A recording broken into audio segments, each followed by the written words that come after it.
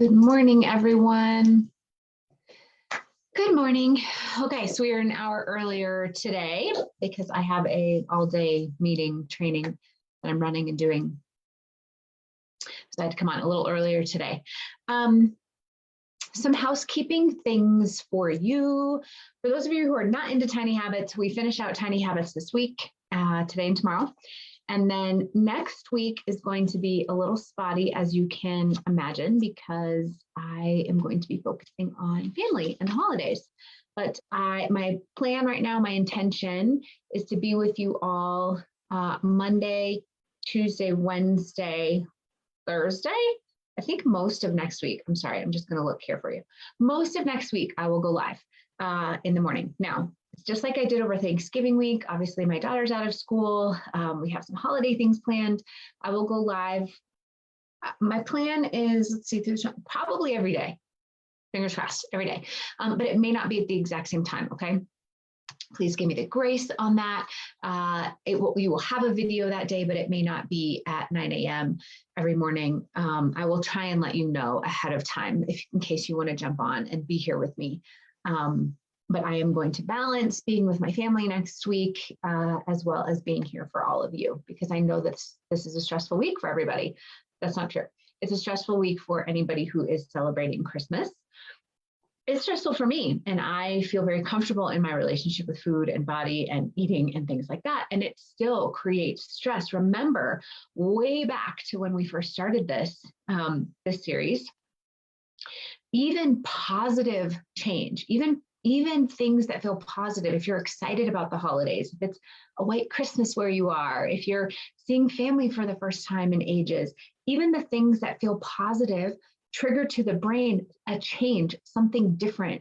And that sets off alarm bells in the body, in the nervous system that says, something different here, something different equals danger. So even if you're excited about something, it sets off alarm bells in your nervous system and triggers you into sympathetic nervous system activation. So we need to be mindful and aware of taking care of ourselves, our nervous system, our bodies, our minds, our mental health, our physical health during this time, because even if you're so excited about the holidays, it is stress. We think of stress as bad. We think of stress as not good. Stress is any time that we're into the sympathetic nervous system activation. And that happens when we get married, when we have babies, when we get promotions, when we buy new houses, when we acquire new things, all things that everybody considers positive is still stress to the body. And that means we need to take care of our nervous system. So I don't know how I got on that tangent, but what I wanted to say is, I know some of you are not celebrating Christmas. Maybe you just finished celebrating Hanukkah. I know I went through the Hanukkah time period with some of my clients. Same concepts apply, right? Celebration, family, stress to the nervous system, sympathetic nervous system activation, all of this stuff, okay? Where was I going with that? What I was saying is that I am going to be here to support you next week. And also I'm going to try and be with my family. That's protecting my nervous system while also helping you with yours. Okay. Next week, we are going to talk a lot about being intentional and what we want to do for the holiday season, or the holiday moment, right? How to get through the week, protecting our nervous system, being intentional with what we want to do, how to recover if we make decisions that feel frustrating to us, etc. Okay. We're going to finish out the way I started this. We're going to finish out Tiny Habits this week. So if you're not into the Tiny Habits, if you haven't loved this, we will finish that out this week. And we will start into some holiday stuff next week. Then the week after Christmas, what is the Christmas holiday? I will likely be taking some actual time off. I have cleared my schedule for a couple of weeks for all my clients and all my groups and everything that I'm doing. But this is the one thing that I haven't cleared. And so my intention right now is to take some actual space and some time off. So we're probably going to go dark the week of the 27th through the 31st. But then I will be back the first week of the new year, and we will talk all about how to be intentional with creating your new year. And just to fast forward, the daily Healthy for the Holidays will trickle out, will start to trickle off that first week of January. You all have heard me talk about it. I will be launching the first round of the shift for 2022. I really hope you join me in there. We are going to go so in depth in all of these concepts. You're going to have a complete path for transformation, your entire blueprint for transforming all of these concepts, your nervous system, your relationship with food, the way that you choose food, who I am becoming, all of this stuff will happen in the shift. I hope that you join me. But the plan here for this group, the free content that you get, my plan is to go live once a week for you in 2022. That's my plan. I will tell you the day that I plan that. It'll probably be Tuesday, Wednesday, or Thursday that I will go live once a week, and we will talk about various topics each week because I don't want this support to end for you all. I do hope that you will jump into the shift with me, but for those of you who know you just want to jump on here for support, that will not end. Okay. That was more housekeeping than I intended to do. Okay, so let's talk today. Let me just check on the comments here. All good. Okay, let's talk today about a little bit about the details of the tiny habits. I just have to say, you guys are doing so fantastic.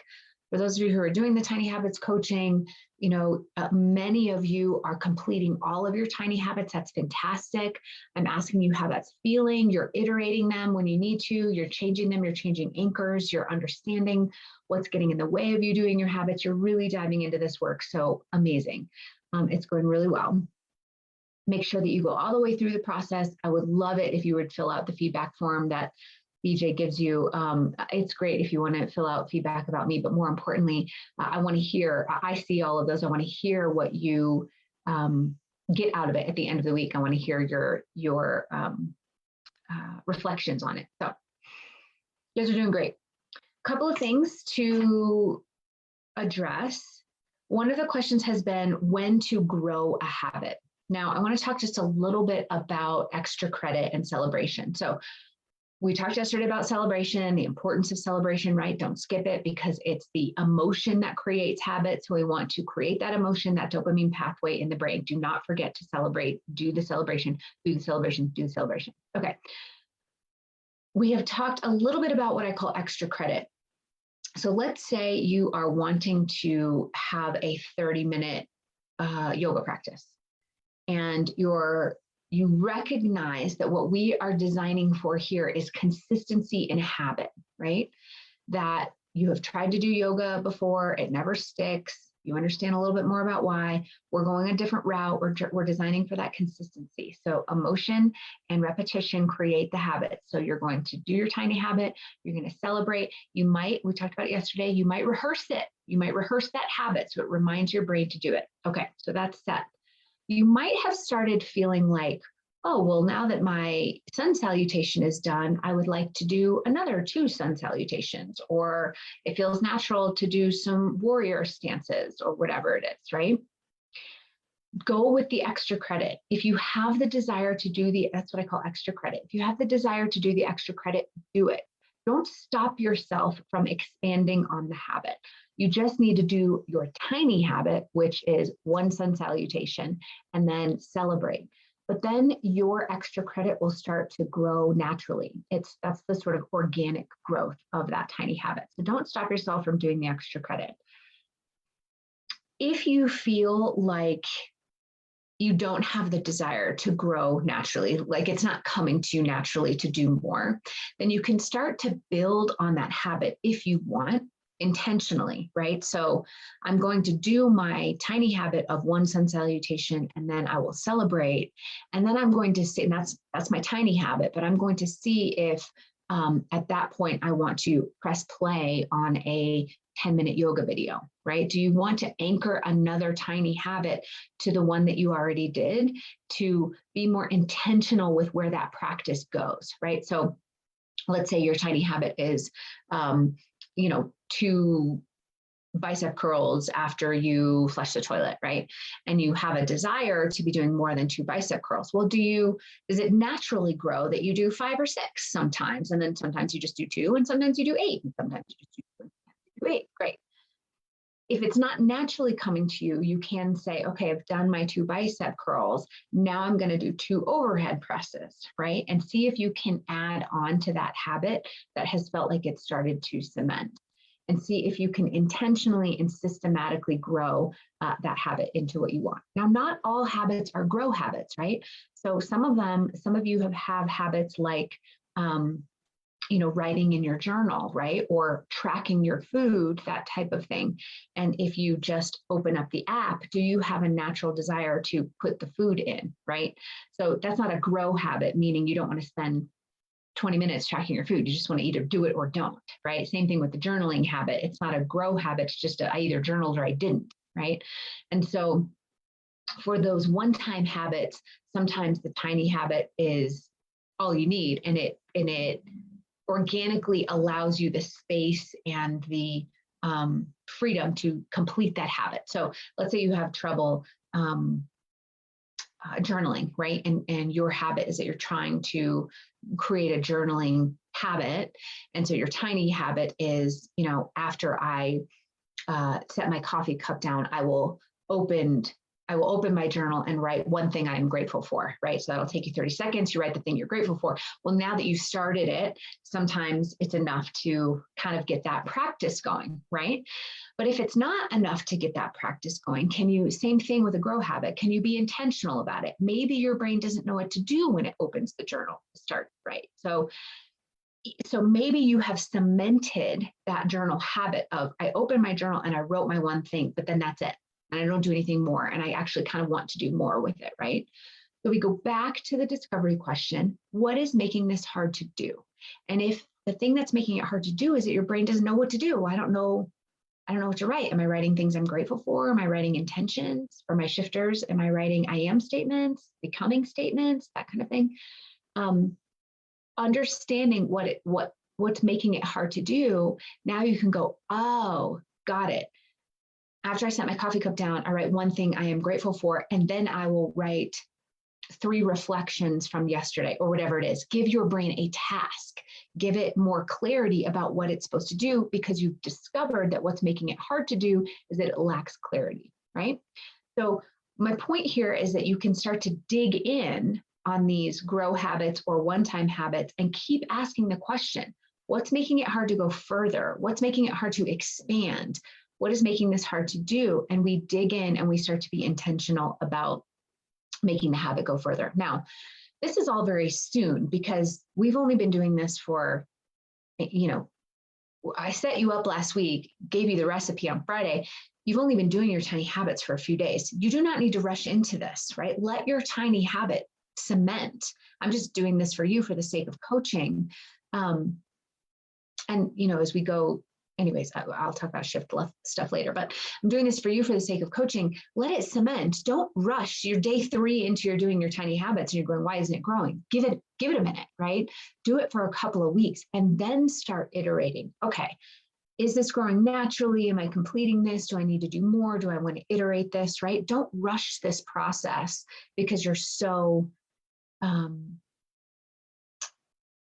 nervous, anxious about whether or not it'll work for you, and you go too fast, right? Let the habit grow, let it take root, let it take hold. Okay. That being said, some of you are having trouble just forgetting the habit, right? And I said yesterday, you might need to do a little rehearsal. That may have to happen. You might have to rehearse it a little bit to let it cement. But also, I want to be clear, just like anything else that's important to you, anything else that you want to do, it's not just going to happen, right? Because we know that the brain loves homeostasis and loves habituation. So it just takes you throughout your day and has you do what you do. It's not just going to happen. So you have to put some mental effort into, how do I want to be different? What do I want to be different? What am I going to put my focus on today, right? We do have to take some personal accountability, but I don't believe personally there's any system in the world that can replace just your commitment to, I'm going to change, I want to change, and I might not do it perfectly, and I might mess it up quite a bit, and I might forget some days, and I might, backslide, but I have this commitment to change. And so therefore I'm going to keep moving forward. I think sometimes, we get into these thought patterns of, well, if I just find the right system, I will apply that system to me and everything will change. That's backwards. That's not how it works. We have to apply ourselves to the system and then it changes. I teach this all the time in the shift. You have to use the tools. The tools are there for you, but they don't work unless you use them. You have to use the meditation. You have to use the tapping. You have to use the tiny habits. You have to use the I am statements. You have to use the tools. The tools don't use you. The system doesn't get placed on you and it works. You place yourself on the system and it works, right? So there is a piece of this with the tiny habits that we just have to commit that mental capacity to say, I am going to commit to something today. It's really tiny. I'm going to focus on it. I'm going to nail this thing down for a week. I'm going to see where it goes rather than, oh, I was taught this tiny habit saying, man, I really hope it works for me. Oh, it didn't work. See, I'll go find something else, right? We have to commit to the system. Okay. I think that is what I wanted to say for today. I'm just checking your comments here. All good. I think that's what I wanted to say for today. Please keep sending me your questions. We will finish up Tiny Habits tomorrow. And I want to make sure that you get any of your questions about Tiny Habits answered. I'm answering a lot of questions for you over the emails that we're going back and forth with the coaching. But if you're not part of those emails, or if you have Tiny Habits questions, or if you just want me to keep going on a certain part of this, please let me know. And we'll finish out Tiny Habits tomorrow. All right, everyone, I will see you mañana.